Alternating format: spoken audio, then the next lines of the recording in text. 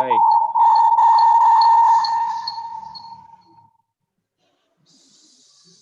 Saya mute dulu yang agak bising ya.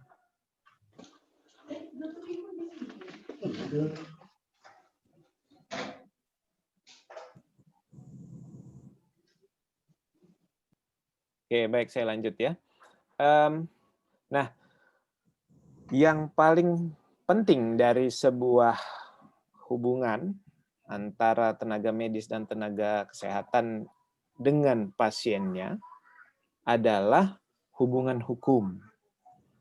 Nah, ini unik sekali antara dokter dan pasien, antara bidan dan pasien, antara perawat dan pasien. Hubungan hukum yang terjalin ini nggak tertulis. Nah, itu yang harus dipahami teman-teman.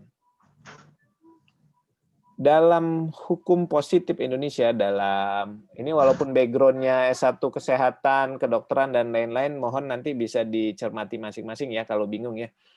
Nah, jadi kalau orang, misalnya perjanjian itu kan tertulis di atas surat, di atas kertas bermaterai.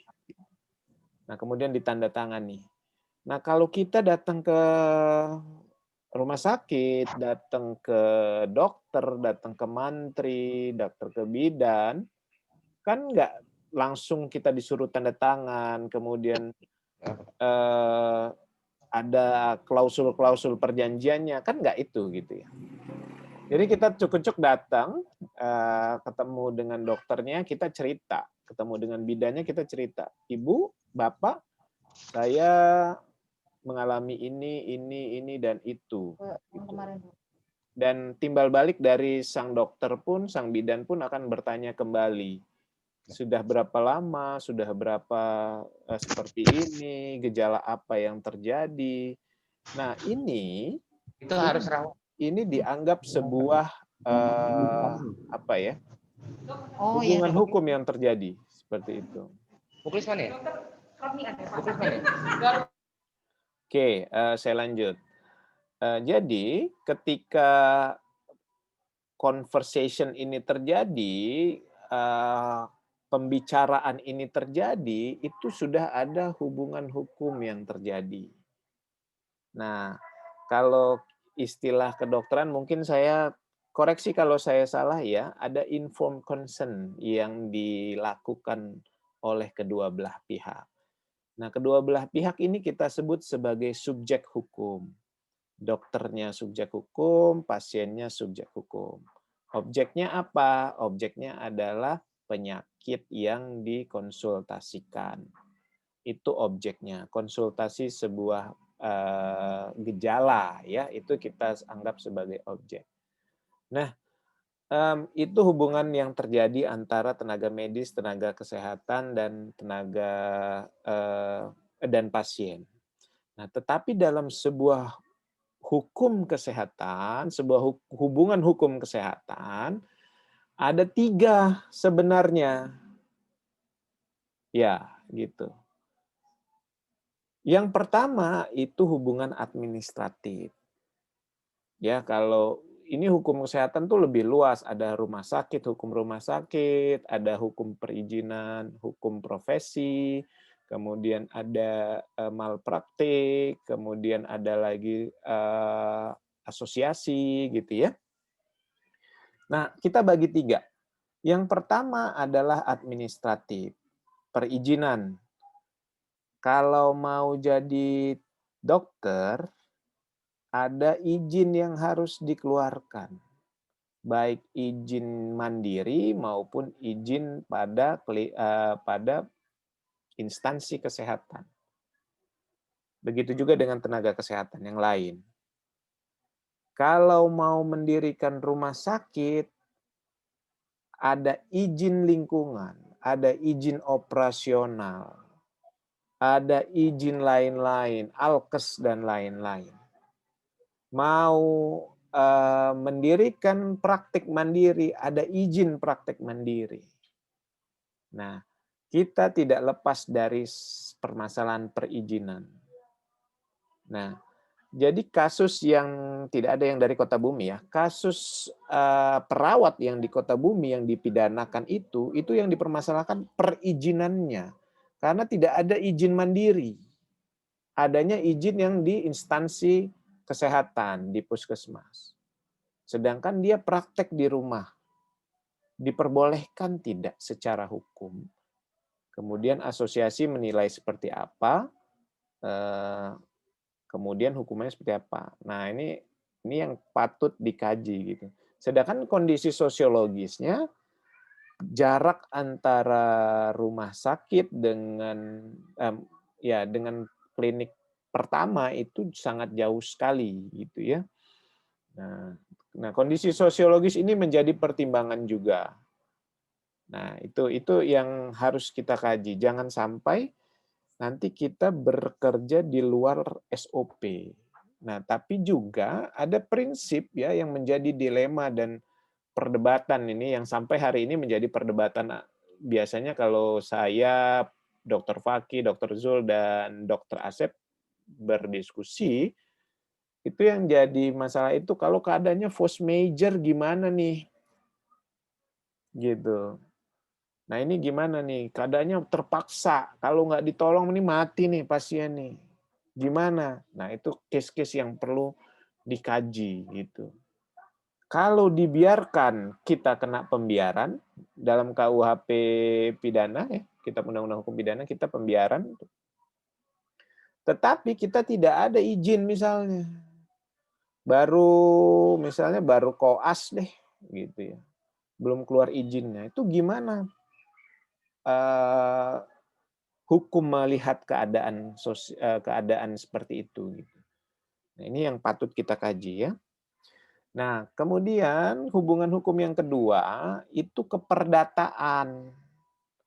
Keperdataan tuh ada dua, ketenaga kerjaan dan malpraktek. Kok malpraktek masuk sih dalam keperdataan gitu ya?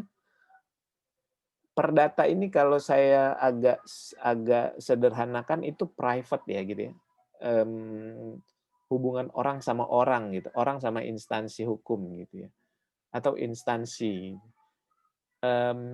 Dia tidak ada urusan sama penjara gitu ya, bahasa bahasa sederhananya gitu ya. Mohon maaf kalau bahasa hukum yang saya pakai dan kurang bisa ditangkap oleh rekan-rekan sekalian. Nanti ditanya aja gitu ya. Nah, saya coba menginterpretasikan dalam bahasa yang sederhana. Jadi Anda direkrut, Anda melamar, Anda berdiri sendiri di praktek mandiri Anda, di profesi Anda, itu ada hubungan keperdataan. Ada hubungan ketenaga kerjaan kalau Anda misalnya dipekerjakan oleh rumah sakit, Anda bekerja mandiri. Kalau mandiri nggak ada problem ya, Anda cuma perlu izin gitu, kecuali Anda merekrut tenaga perawat, tenaga bidan, dan lain-lain. Nah, kemudian apa hubungannya keperdataan sama malpraktek nih? Penyelesaian sengketa pertama, kalau ada sengketa di instansi atau di praktek mandiri, yang diambil adalah penyelesaian secara negosiasi. Artinya cuma pihak-pihak yang berhubungan. Nggak ada pihak ketiga, ini cuma dokter, pasien. Ya udah deh, selesai. Kita musyawarah apa yang kurang, apa yang mau diinginkan, selesai. Nah, ini hubungan keperdataan. Tingkat kedua, mediasi. Mediasi ini belum masuk ranah, kalau dalam bahasa hukum itu litigasi ya. Belum masuk ranah hukum formalnya gitu. Nah, biasanya mediasi ini ditengahi oleh asosiasi. Nah, asosiasi kasih bantuan hukum, kasih pendamping, ataupun yang korban itu didampingi pengacara. Nah, pengacara melakukan pendampingan untuk mediasi seperti itu ya. Nah, 90% yang dibahas adalah ganti rugi. Nah, case di Indonesia ganti rugi menjadi win-win solution, ya. Lain hal kalau mungkin di tempat yang lain ya. Tapi teman-teman yang langsung berkenaan dengan profesi kedokteran, kesehatan dan lain-lain mungkin bisa cerita ke saya. Apa sih yang lain yang diminta kecuali selain ganti rugi gitu ya? Ya kalau ganti rugi fisik kan nggak mungkin gitu ya. Nah, materi yang menjadi poin utama. Nah kemudian hubungan inilah yang keperdataan kemudian yang menciptakan sebuah perjanjian. Nah, pasti ada perjanjian. Oke, diganti rugi, tapi tidak menuntut dalam hal hukum formal gitu ya, pidana formal gitu ya, atau tidak terus langsung ke eh, ranah hukum seperti itu. Gitu kurang lebih bahasanya seperti itu. Nah, kemudian hubungan hukum yang terjadi ketika deadlock tidak ketemu atau salah satu pihak merasa tidak puas.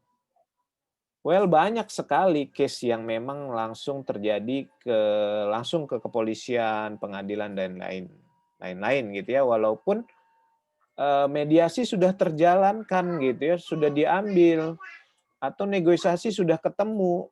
Nah, tetapi kepolisian melihat ini sebuah pidana yang tidak bisa dilepaskan. Karena apa? Yang perlu dipahami adalah undang-undang kesehatan ini bukan delik aduan. Maksudnya bukan delik aduan adalah kalau nggak ngadu selesai gitu ya. Kalau nggak diadukan ke polisi berarti nggak ada apa-apa. Nggak begitu. Kalau kepolisian melihat kejanggalan yang menimbulkan keresahan masyarakat, ini bisa dibawa ke ranah pidana gitu. Walaupun di dalam penyelesaiannya tuh sudah selesai gitu. Nah, ada dua hal untuk ranah pidana ini. Yang pertama, dia akan lari ke praktek profesinya atau asosiasinya. Asosiasinya melihat ini udah kesalahan yang fatal sebenarnya walaupun dalam ranah hukum tidak diteruskan ya. Tapi dia harus kena hukuman kode etik. Nah, yang memutuskannya siapa? Ya, asosiasinya. Nah, penyelesaiannya seperti apa? Penyelesaian ganti rugi, keperdataan dan lain-lain itu jadi rekomendasi untuk pidana. Nah, jadi akan selesai sebenarnya kalau memang sudah ada praktek penyelesaian secara keperdataan.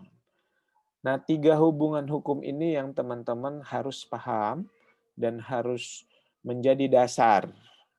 Ya, yang pertama izin, jangan coba-coba sekali lagi kalau nggak punya izin di luar SOP-nya, gitu karena polisi akan melihat itu, pihak yang berwajib akan melihat itu gitu ya.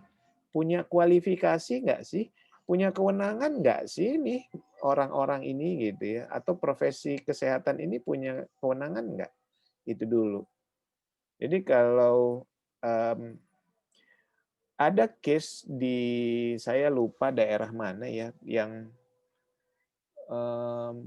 dokternya belum dokter masih koas dia coba operasi karena dokter penanggung jawabnya terlambat datang, tapi keadaannya force major gitu, terpaksa harus dioperasi.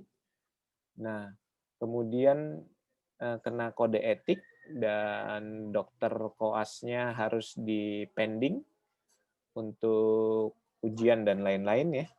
Nah, itu saya lupa daerah Sulawesi kalau tidak salah, nanti saya buka lagi itu. Nah, itu yang teman-teman harus pahami. Dari kualifikasi kita, apakah kita sudah mumpuni untuk melakukan itu atau belum. Kalau belum mumpuni, saran saya dan saran hukum adalah memintakan kuasa sesuai dengan SOP kepada dokter penanggung jawab ataupun yang bertanggung jawab atas hal itu. Nah, tapi kadang-kadang begini Bapak Ibu, kadang-kadang ini yang terjadi juga ya di saya pribadi waktu istri saya melahirkan dokternya belum datang. Nah, bidannya itu bidan junior gitu. Nah, yang harus dilakukan itu kan dokter yang harus mendampingi proses kelahiran gitu.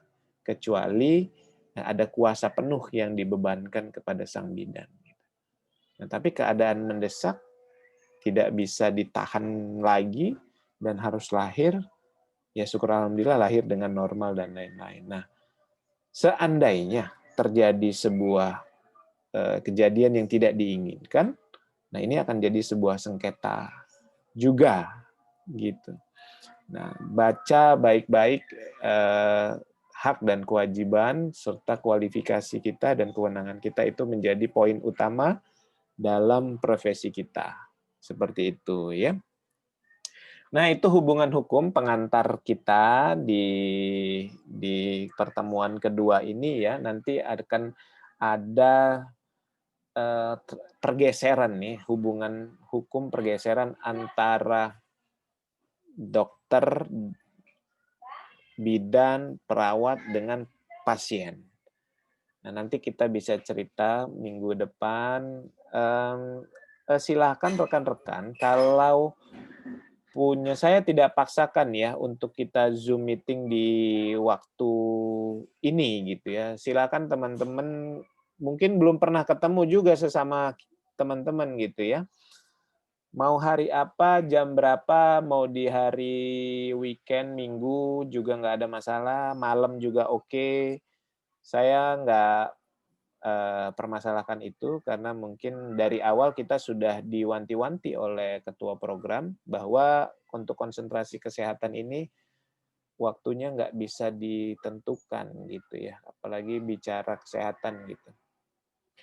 Silakan saja dirundingkan di grup, saya available insya Allah, mau jam berapapun bisa, seperti itu ya. Nah, saya pikir kita besok masuk ke sengketa medis ya. Kita akan bicara mana sih sengketa yang bicara medis, sengketa yang bukan medis, sengketa yang perdata, pidana dan lain, dan siapa yang harus bertanggung jawab, pihak-pihak mana yang bertanggung jawab gitu. Nah, saya kan ini ada pertanyaan yang bagus ya, setahun yang lalu saya itu hanya sebagai anggota, tetapi pada saat itu saya bertugas tapi memang saya tidak datang. Kemudian ada operasi dan lain-lain yang dijadwalkan saya. Kenapa kok saya dibawa-bawa seperti itu? Nah, ini mungkin jadi bahan renungan teman-teman ya. Tidak melakukan tetapi punya tanggung jawab. Begitu. Ya, dia melimpahkan tanggung jawabnya. Atau juga sekarang ada namanya telemedicine.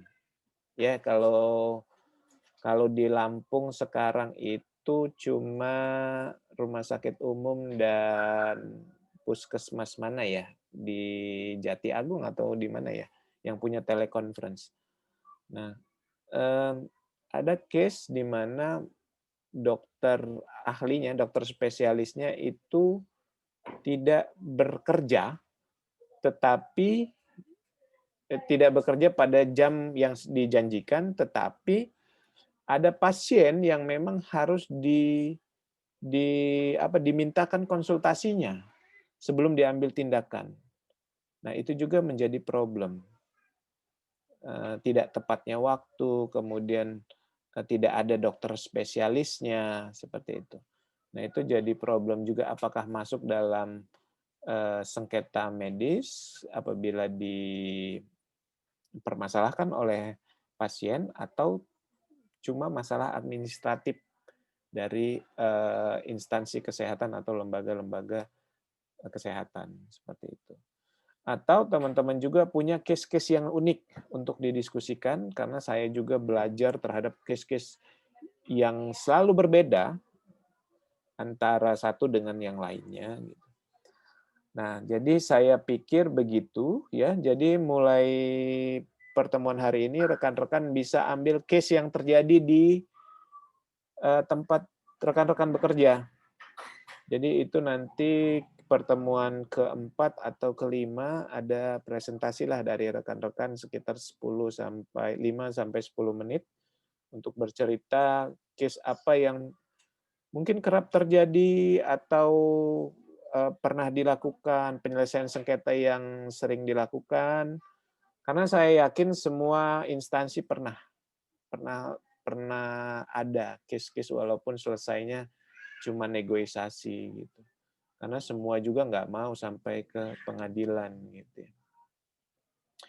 Saya kira itu ya Bapak Ibu, sudah jam 12 zuhur walaupun kita mulainya telat gitu, tapi ya saya pikir walaupun cuma 3 slide insya Allah bisa apa ya, bisa mendapatkan pencerahan untuk kita bersama seperti itu.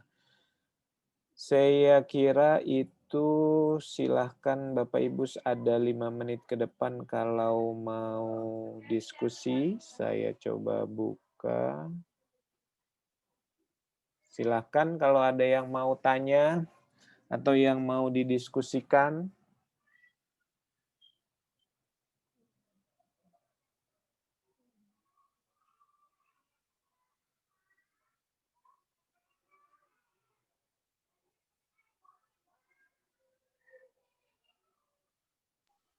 Silakan buka saja. Iya, Bu Eva, silakan Bu Eva. Ya, terima kasih Pak Bayu. Di sini saya akan menanyakan tentang masalah informed consent. Karena memang kalau kita di pelayanan itu erat hubungannya dengan pasien langsung, ketemu langsung. Jadi untuk tindakan apapun itu selalu kita memberikan informed consent kepada pasien. Tapi terkadang untuk informed consent ini kita sudah menginfokan kepada pasien hal-hal apa, contohnya kayak kita akan melakukan tindakan operasi. Pasien dan keluarga sudah setuju untuk tindakan itu. Tapi ketika terjadi di jalannya operasi, ternyata muncul kayak keluhan yang lain, kayak faktor risiko terjadinya operasi komplikasi. Nah itu gimana Pak dari segi hukumnya yang melindungi kita informed consent ini, padahal sudah tertulis.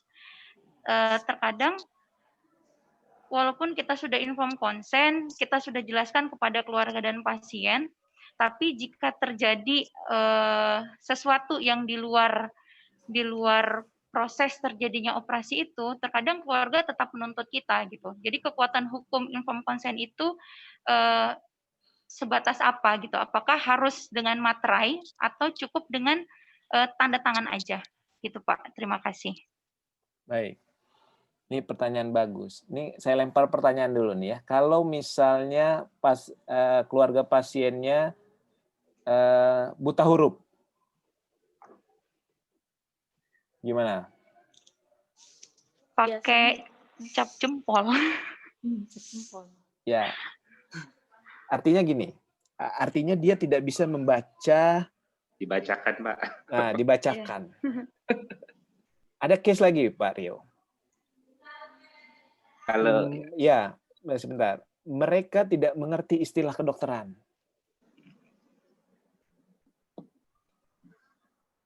Kan biasanya dokter sudah mengerti Bapak, sudah mengerti Ibu, begitu ya. Iya. Nah, jadi ini ada yang menarik ya. Di waktu ada pengacaranya ID, itu konsultasi dengan Dokter Fakih, saya juga ikut. Ditanya, saya nggak ngerti itu istilah kedokteran. Saya nggak ngerti apa yang harus dibuka, apa yang harus dijahit, apa yang harus diambil, apa yang harus diganti. Nah, jadi dengan cara apa sang dokter harus menjelaskan gitu ya. Jadi kalau sengketa itu kan bagaimana seorang pengacara itu mengalihkan untuk memenangkan pasien gitu ya, saya dalam tanda kutip ya. Nah, jadi ada hal-hal yang memang menjadi strategi yang berbeda antara kasus satu dengan kasus yang lain. Jadi kita harus jangan seenaknya gitu ya. Artinya kita sebagai dokter, bidan dan lain-lain, Bapak, Ibu sudah mengerti dengan kondisi ini, Bapak, Ibu sudah bisa baca sendiri, tolong tanya kalau tidak mengerti. Gitu. Nah, ini sebenarnya kasus yang dilema ya buat kita ya, apalagi buat Bapak Ibu gitu ya. Kita sudah jelaskan sejelas-jelasnya. Nah, kita anggap dia mengerti. Ya, Bu Eva ya, kita anggap dia mengerti. Kemudian terjadi dalam prosesnya, proses operasinya terjadi sebuah kesalahan atau dalam prakteknya meninggal misalnya, atau terjadi kesalahan. Intinya satu, Ibu, apakah itu sudah sesuai dengan SOP operasi pada umumnya? Nah, kalau sudut pandang hukum kan tidak mengerti prosedurnya itu seperti apa sih SOP-nya, harus masukkan ini, masukkan itu, suntik ini, ambil itu, jahit ini, jahit itu. Nah, dalam sudut pandang hukum hanya berkaca kepada SOP yang ada. Dalam operasi ini SOP-nya seperti apa? Pasti dia akan tanya ID, akan tanya asosiasi kedokteran. Kalau SOP operasi ini, apa yang harus dilakukan pertama kali? Nah, apa yang dilakukan berikutnya? Apa yang dilakukan berikutnya?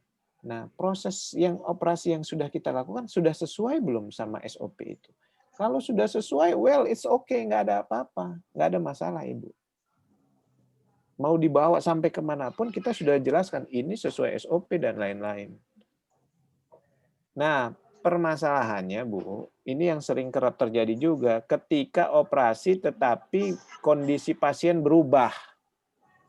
Kan semua operasi ini kan harusnya ada rekaman ya. Kalau di negara maju itu kan ada rekam. Kalau sering nonton film Korea yang bicara kedokteran atau film Amerika yang bicara kedokteran, itu kan semua direkam. Oh, ternyata ada perubahan secara signifikan, tapi kan itu sudah bisa kalau negara maju itu kan sudah bisa diprediksi. Seperti itu. Nah, jadi dokter senior pun bilang itu kecil kemungkinan akan terjadi sebuah perubahan yang signifikan ketika proses operasi kalau di awal sudah dicek secara keseluruhan. Nah, itu SOP-nya. Saya pikir Bapak Ibu lebih paham itu. Nah, tetapi kalau memang kita sudah sesuai dengan SOP, nggak ada problem saya pikir. Dalam kacamata hukum, kita bisa bertahan dan kita bisa menang. Seperti itu. Nah, tapi kalau misalnya ada kesalahan, artinya ada proses yang salah, artinya seharusnya jahitnya seperti ini, atau memasukkan obat kimianya seperti ini. Nah, itu yang kita harus hati-hati. Nah, langkah hukum yang harus diambil seperti apa, nah itu nanti kita akan bicara di minggu depan. Artinya, ketika kita menyadari kesalahan, seharusnya pihak rumah sakit atau pihak tenaga kesehatan atau tenaga medis harus seperti apa sih dalam etika kedokterannya?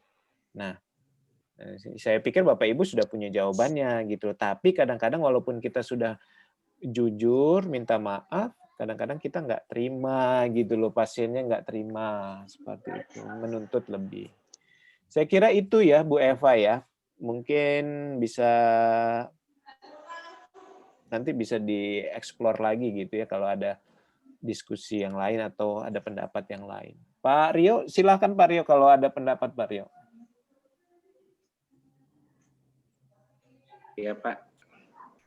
Mungkin saya sama apa yang dikatakan Bapak, bahwa memang case by case setiap kasus itu memang berbeda-beda. Memang ini juga sih Pak yang membuat saya ini pengen sekali mendalami lebih lanjut lagi Pak, karena kan kita nggak tahu kacamata hukum di dalam kesehatan itu kan berbeda-beda sudut pandangnya. Yeah. Ada yang tidak bisa dijangkau, tapi ada juga yang bisa ditanyakan ke kami, yang justru kami ini nggak tahu jawabnya seperti apa. Ya paling-paling sih bertahan itu Pak dengan SPO yang ada. Yeah. Terus ya terkait inform consent, ini ada yang menarik juga Pak. Mungkin saya menambahkan sedikit Pak. Jadi waktu itu saya ada pasien anak TKW Pak. Anak TKW kebetulan kedua orang tuanya ini bekerja di luar negeri.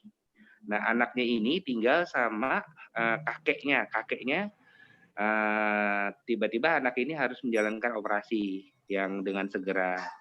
Nah, yang saya mau tanyakan di sini, apakah inform consent itu kan harus wali, Pak? Jadi orang tua kandung, ya Pak, atau kakak atau adik dan sebagainya. Cuman kalau untuk kayak kakek, nenek itu tidak termasuk di dalam yang bisa memberikan persetujuan informed consent, Pak. Terus langkahnya itu yang kita ambil, mungkin ini dari kacamata hukum apakah ini aman buat kita ya Pak ya. Jadi mereka mengirimkan secara email, tanda tangan by email untuk persetujuan tindakan medis. Mereka tulis tangan sendiri karena mereka tidak memungkinkan waktu untuk balik ke Indonesia. Apakah itu diperbolehkan apa tidak ya Pak ya? Karena ini nyambung dengan informed consent, memang benar. Takut ada apa-apa, tiba-tiba kita kesandung hukum. Tapi memang tindakan operasi harus gitu. Ya, mohon pencerahan Pak Bayu, terima kasih. Baik, saya coba jawab ya Pak Rio, Dr. Rio ya. Tapi nanti coba dicari tahu lagi ya. Ada dua perspektif ya dalam hukum Islam dan dalam hukum positif Indonesia. Jadi kalau dalam hukum positif Indonesia selama orang tuanya masih hidup, orang tuanya lah menjadi orang tua kandung ya, orang tua kandung atau orang tua yang disahkan secara hukum untuk menjadi walinya adalah menjadi wali dari anak tersebut. Nah, terlepas kakeknya bertanggung jawab, itu dia harus menuliskan pernyataan dalam hubungan keperdataan Indonesia ya menurut Kitab Undang-Undang Hukum Perdata. Nah, tetapi jika masih bisa dijangkau dengan apapun, komunikasi, email dan lain-lain, pernyataan yang sifatnya tertulis ataupun pernyataan yang bisa kita rekam, itu menjadi kewajiban dari tenaga medis dan tenaga kesehatan untuk bisa mendapatkan persetujuan. Nah, kenapa saya bilang kakeknya belum bisa bertanggung jawab kalau orang tuanya masih hidup? Kalau tidak bisa dijangkau, tidak bisa dihubungi, menghilang, dan lain-lain, saya pikir kakeknya bisa membuat surat pernyataan itu. Gitu. Jadi kita jangan sampai kesalahan. Gitu. Tidak ada orang yang bertanggung jawab terhadap si pasien. Dan dalam hubungan keperdataan secara Islam memang bisa. Tetapi yang dipakai kita ini kan hukum positif ya. Artinya bukan hukum Islam yang dipakai di Indonesia ini. Walaupun memang banyak pengaruh ya hukum Islam untuk waris, nikah dan lain-lain. Nah, dalam hubungan informed consent juga kalau memang tidak ada orang tuanya, tidak bisa dihubungi, kakeknya bisa dengan pernyataan. Tetapi kalau memang masih bisa dihubungi, menjadi kewajiban bagi tenaga medis untuk bisa mendapatkan persetujuan. Nah, gitu. Saya pikir itu, Dr. Yo ya. Terima kasih banyak Pak Bayu ya, pencerahannya. Iya. Ada yang lain? Izin Pak. Ya, Bu Dr. Mary, silakan. Nyambung sedikit untuk permasalahan informed consent Pak. Ada sedikit permasalahan kalau kami di lapangan ini, ya mungkin tadi ada situasi yang Pak ya. Jadi kalau terkait dengan informed consent, kejadian untuk salah satu sejawat kami ini kasus yang sifatnya emergensi Pak. Jadi kasus seperti kecelakaan. Dan dalam kasus kecelakaan ini ada satu tindakan yang harus cepat dilaksanakan. Sementara posisinya ini kan si pasien itu tidak didampingi oleh siapapun. Nah, pilihan kami saat itu adalah harus melakukan tindakan tanpa melakukan persetujuan dari siapapun atau membiarkan si pasien ini dengan ancaman nyawa, Pak. Nah, kondisi seperti ini, jika setelah tindakan nanti muncul suatu tuntutan yang membilang bahwa entah dari pihak keluarga atau apa, itu bagaimana perlindungan terhadap kami nakesnya gitu, Pak? Ya, terima kasih Dr. Mary. Ini yang menjadi diskusi panjang sebenarnya dalam ada tesis mahasiswa yang bicara nanti bisa dicari ya Dr. Mary kalau main-main ke Fakultas Hukum, tesisnya itu bicara tentang kewenangan dokter dalam mengoperasi pasien kecelakaan gitu ya, yang saya lupa judul lengkapnya, Tetapi kurang lebih apa yang Dr. Mary sampaikan itu hampir sama dengan fokus permasalahannya. Seorang dokter bisa tidak mengoperasi, melakukan tindakan medis terhadap pasien kecelakaan yang diduga atau diprediksi akan meninggal. Kalau tidak dilakukan, ibu akan kena pembiaran. Nah, dalam KUHP, nanti saya cari pasalnya, saya lupa pembiaran itu pasal berapa gitu.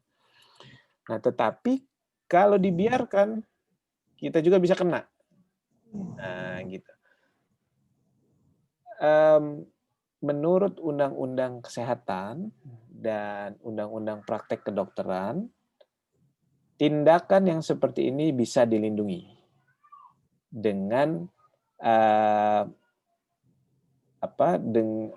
kalau dengan diagnosa awal yang memang meyakinkan. Artinya ada